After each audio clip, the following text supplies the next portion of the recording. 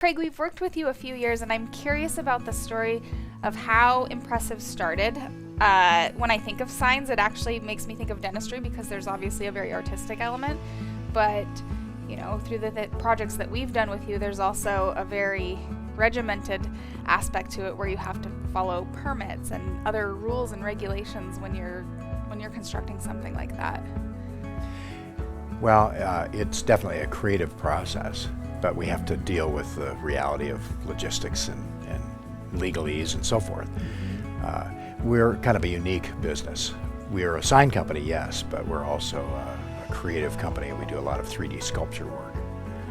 But I'd like to tell you a little bit about how this all started. Sure. When I was 7, I lived in North Hollywood, California, with my father and my sister. And one day we were having Sunday brunch at a restaurant on Ventura Boulevard, and my sister was standing in the brunch line, and she struck up a conversation with this older gentleman. She said, "Hi, I'm Mindy. I'm having a birthday party. Will you come to my house?" And he said, "Sure." It was this gentleman. And so he showed up at our house with his wife Edna, and here he is with his brother Walt. Yep. So this is Roy O. Disney. He gave us both unlimited access to Disneyland for 2 years. And my father was a single parent. He would drop us off at the park all the time. An escort would meet us at the front gate and bring us into the park, and we had unlimited access, no lines, no tickets. It was wonderful. So here I was, a young child that was so amazed at this, being able to get into a different place in time. There's a place in Disneyland called Tom Sawyer's Island. You take a little raft over, and it's just a kid's playground. There's trails and caves and all these wonderful things. And I was immersed in this, being in Missouri in the 1850s, but I was actually in Anaheim in the 1960s. Yeah. I could climb up on a rock and see the Santa Ana Freeway.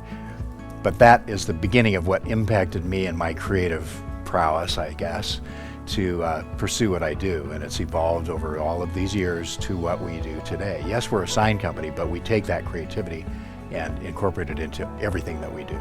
They say Disneyland is the happiest place on earth. Why is that? We come to this place because it allows us to escape from the day-to-day. And I think that's what we create in what we do, whether it's the basics of signage or the more abstract areas of sculpture and fine art. And we sure have a lot of fun. Have you always been involved in art then your whole life, or? I think the real turning point for me was in the late 70s. I was inspired by my cousin. He was a wood carver. Actually, I was in Los Angeles. He was in Seattle. I was really intrigued at how he was able to take tools and carve wood. So that was the beginning of what I did in the sign industry. I started my first sign business in Orange, California in 1979. Okay. That was before computers, before any of the technology that we had. Back in those days, it was A manual project and process. hand draw and hand paint and all of those things. The computer changed it dramatically. So that was the beginning, I would say, of my creative direction. I mean, I was inspired as a child, obviously, because of what I experienced with Disney and so forth. It just kind of evolved and bubbled up around my 20s. We started out as a sign company. I bought a small sign company with one employee and 1,400 square feet in 2011. Okay. We managed to move into a larger facility. Now we're in 6,200 square feet. We still, fortunately, have 6 full-time employees throughout this challenging time, Yeah. but a very wide spectrum of talent. One day, about 6 years ago, a gentleman walks in and he says, "Hi, I'm Ben, and here's my portfolio," and he does sculpture work. And he meant to come by. Well, we bonded. We started working together on some projects, collaborating, and at one point he said, "Why don't you just hire me?" And I said, "Okay." So about 5 years ago, I hired him full time. So at the head of our creative team is Ben Isett.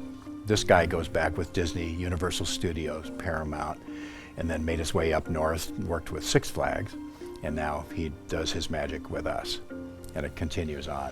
One of the things that I oftentimes hear people who are creative struggle with is to have these moments of enlightenment or have their creativity turn on, because it's not just like you can sit down and say, "I'm going to be creative right now." So are there Absolutely. things that you do that help you get in the zone? I would say first and foremost, creative people like me are visual. And we live in a world of incredible visual opportunity. And the more you see, the more you can become inspired. The other thing is we're able to see things at a much more rapid pace because all we have to do to access it is to get online, and we can pick and choose anything that we want to see. You can learn and you can grow and be inspired by those types of things. I think the other part of it is we rarely say no when somebody says, can you step up to the challenge? Can you create this thing that has never been created before? Yeah, we can do that. It is an interesting time, I think, with COVID, and where you've seen the business community in particular, where we're much closer to each other because we've gone through it together. And whenever I meet people that run companies, I mean, there's this instant kind of connection. Are you surviving, and what are you doing? And we have that all in common. And I think that is going to change the way that we all run our businesses, and certainly with sound people.